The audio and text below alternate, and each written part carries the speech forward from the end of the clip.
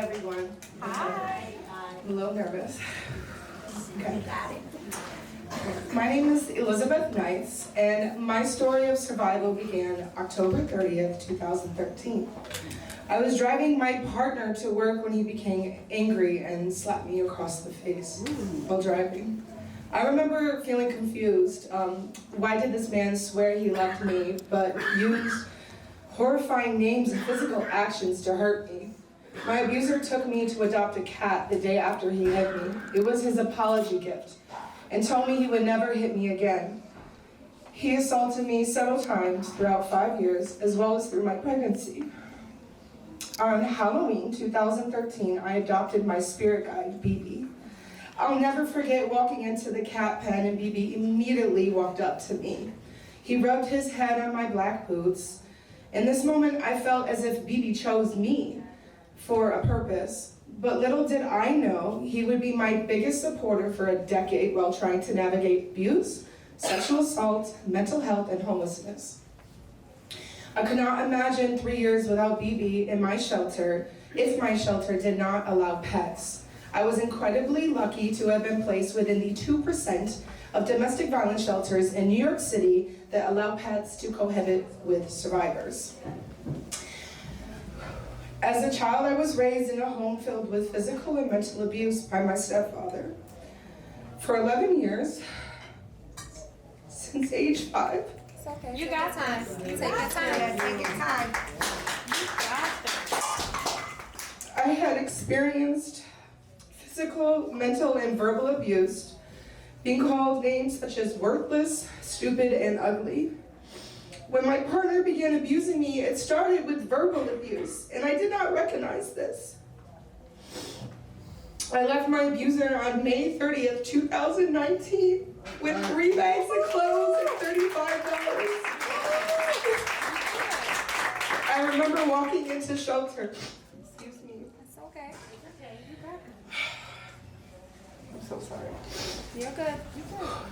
I remember walking into shelter and explain to the Peoples and Animals Living Safety Coordinator, Lena.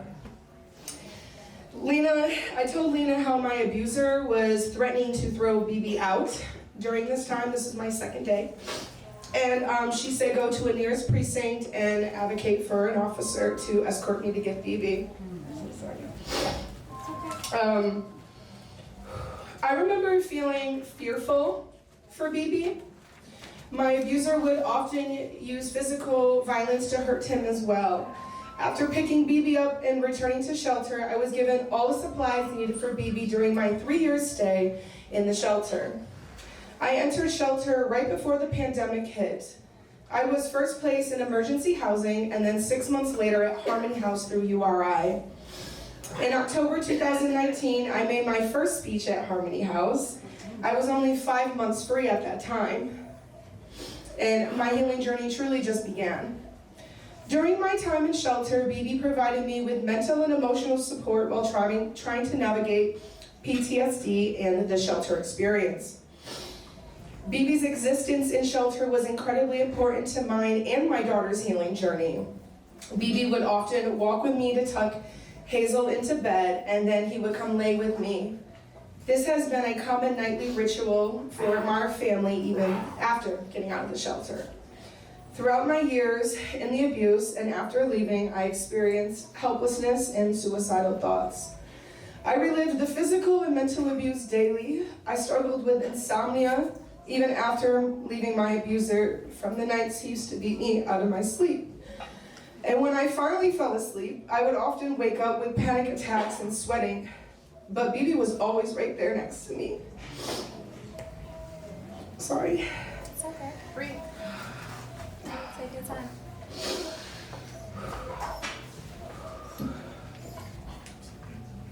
He gave me comfort in times where I felt so lonely and lost. I struggled with taming my mind and the flashbacks.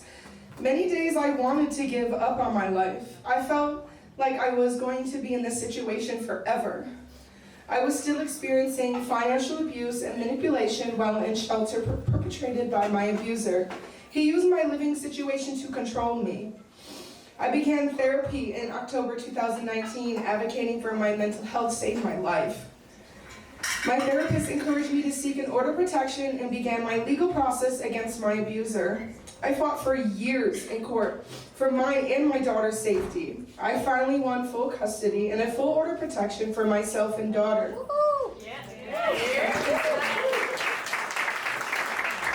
My lawyer had over 80 pages of hospitalizations to back the assault. It was so incredibly important that victims document abuse, whether it being video, journal, images, or documented hospital visits. During these years of advocating for my mental health and my daughter's, Bebe was crucial to our success. He was our family. He comforted me during the nights I cried and experienced panic attacks. He comforted my daughter by lying next to her each night. Experiencing homelessness during a pandemic was incredibly difficult. Trying to find housing in a crashing market felt impossible. Some days I felt I was never getting out of the shelter. My abuser would often call me a shelter bitch. Before the order of protection was in place, I had friends and family who looked down on me and talked gossip about my situation as if they knew how this experience felt. Friends stopped inviting me to their events and began to talk about me in rooms I was never in. In a world filled with shame, I felt belittled and misunderstood. If I had any other choice, I would have chosen to not be in the shelter. I had absolutely no support or any other way of escaping. However, I'm incredibly thankful for the path I did choose. If I had stayed, I would have been dead at the hands of my abuser or have committed suicide trying to escape. This experience of adversity has opened my mind and eyes to all the evil and wrong in our world. I'm much more empathetic and understanding of drug abuse, suicide, and self-harm and where it all stems from. This process has formed me into a powerful, educated individual on gender-based violence. My words hold weight in this discussion. Amen. Yes, it does. I was told by a friend it could never be her. But the thing about domestic violence is that it does not discriminate. Domestic violence happens to all races, genders, sexuality, and class of wealth. When I began speaking out publicly, I was shamed by peers. They said, no one really cares. But I cared. I cared because I have seen 3 generations of women in my family experience domestic violence. I care because of all the victims currently in safe shelters. I care because of all the victims living in silence and unable to escape. I care for all the victims that did not survive. I went through 4 years of therapy and DBT group therapy. Therapy saved my mind, body, and soul. I was able to grieve the woman I was before domestic violence. I was able to talk about my pain with others who have experienced similar situations, such as abuse, sexual assault, and homelessness. I began to bake in the shelter as a form of therapy, which quickly turned into a business.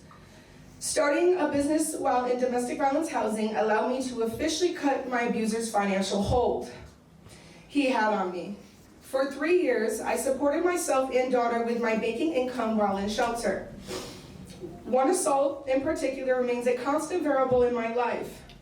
December 17, 2016, I left my apartment on a stretcher to the emergency room with my 1-month-old baby, my body unable to move or walk.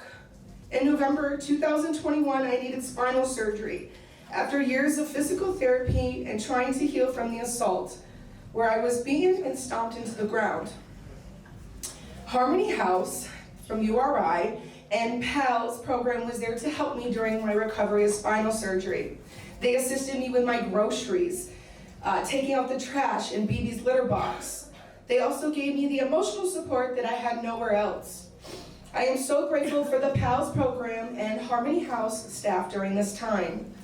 My recovery process started with a walker, learning my balance again after surgery, to a cane, to now nothing at all. Yes.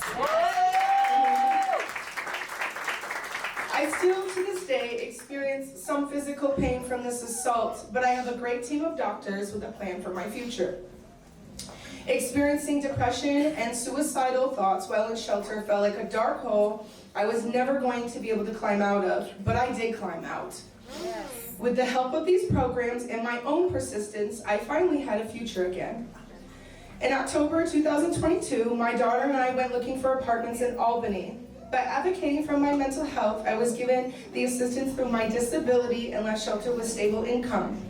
Still to this day, I'm trying to heal from the physical and mental damages of domestic violence.